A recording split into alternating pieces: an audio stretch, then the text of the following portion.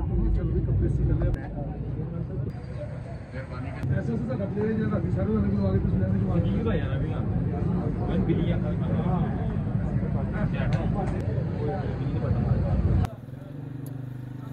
हम पाकिस्तान तहरीक-ए-इंसाफ इमरान खान साहब का जो पैगाम है, आज़ादी मार्च, हकीकी आज़ादी मार्च, ग़ुलामी नामंजूर के हवाले से मून मार्केट इकबाल टाउन के अंदर आए हैं, जहाँ पे ताजर बरादरी ने और जो यहाँ पर कस्टमर हैं उन्होंने बड़ा वेलकम किया है। और उन्होंने इमरान खान का जो स्टांस है कि हकीकी आज़ादी और ग़ुलामी नामंजूर के हवाले से उन्होंने सपोर्ट किया। और इंशाअल्लाह जब 20 मई के बाद इमरान खान साहब हकीकी मार्च के हवाले से हमें कॉल देंगे तो इंशाअल्लाह सारी ताजर बरादरी और उनके साथ साथ जो यहाँ पर पाकिस्तानी शहरी हैं वो इंशाअल्लाह इस्लामाबाद की तरफ मार्च करेंगे। पाकिस्तान तहरीक-ए-इंसाफ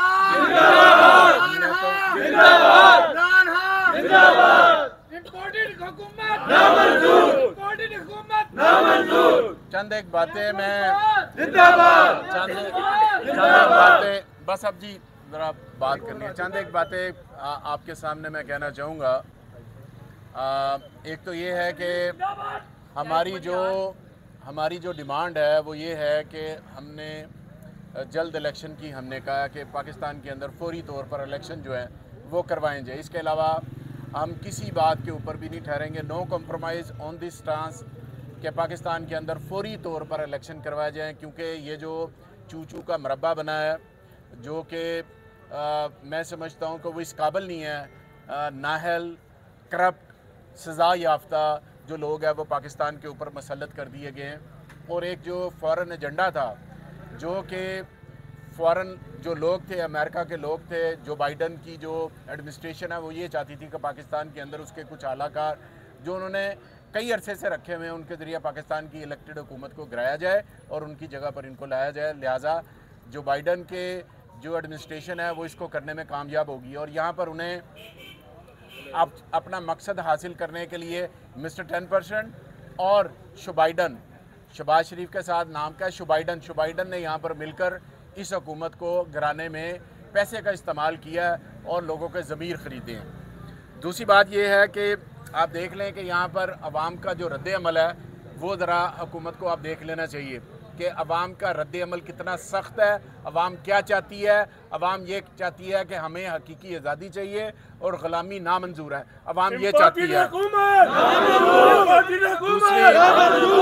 दूसरी बात यह है कि ये जितने भी असम्बली के अंदर मोर देन 60% जो कि जिनके केसेस अदालतों के अंदर हैं, मुख्तलिफ अदालतों के अंदर चल रहे हैं, वो जल्दी हुकूमत में आकर NRO 2 लेना चाहते हैं। जो इमरान खान साहब बात करते हैं इसमें शक ही कोई नहीं है। NRO 2 की बात हो रही है। कोई FIA में आके अदालत में जाके कह रहा है हमने केस नहीं चलाने में 40 अरब रुपए के, ये थोड़ा अरसा पहले के केसेस, इससे पहले की करप्शन की बात नहीं हो रही। 40 अरब रुपए के केसेस बाप बेटे के ऊपर है। एक वजीर आजम आपको कहता है और एक जाली वजीर आला कहता है। वो जाली वजीर आला जो कि धौंस धांधली की बुनियाद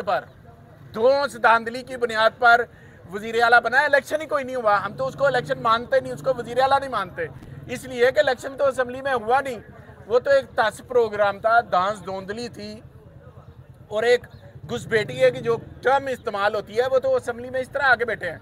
इनके टोटल नून लीग के 161 वोट निकले हैं, 7 वोट पीपल्स पार्टी के हैं, 4 वोट आज़ाद उम्मीदवार के हैं, 1 राय हक का है। और हमें असम्बली के अंदर किसी को भी चीफ मिनिस्टर इलेक्ट होने के लिए 186 वोट चाहिए। और जो ज़मीर फरोश हैं आप देखेंगे लोग उनका हल्के में जब वो जाएंगे, अभी तो वो छुप कर बैठे हुए हैं, उस पैसे पे इंजॉय कर रहे हैं। कोई दुबई जा रहा है, कोई दाएं जा रहा है, कोई बाएं जा रहा है, कोई शॉपिंग कर रहा है। तो इंशाल्लाह उनको पता चल जाएगा कि अवाम उनके साथ क्या सलूक करती है। आप देख लें जब FIA के केसेस चल रहे थे तो डॉक्टर रिजवान अल्लाह उस ऑफिसर के, बहादुर ऑफिसर के दर्जात बुलंद करे कि उसको किस तरह से हमजा शहबाज ने जब इंक्वायरी के लिए गया तो उसको किस तरह से थ्रेट किया। वो अंडर प्रेशर था, वो प्रेशर में आदमी था कि जिसने पाकिस्तान के लिए इतना बड़ा काम किया है कि उसने इन चोरों की चोरियां पकड़ी हैं।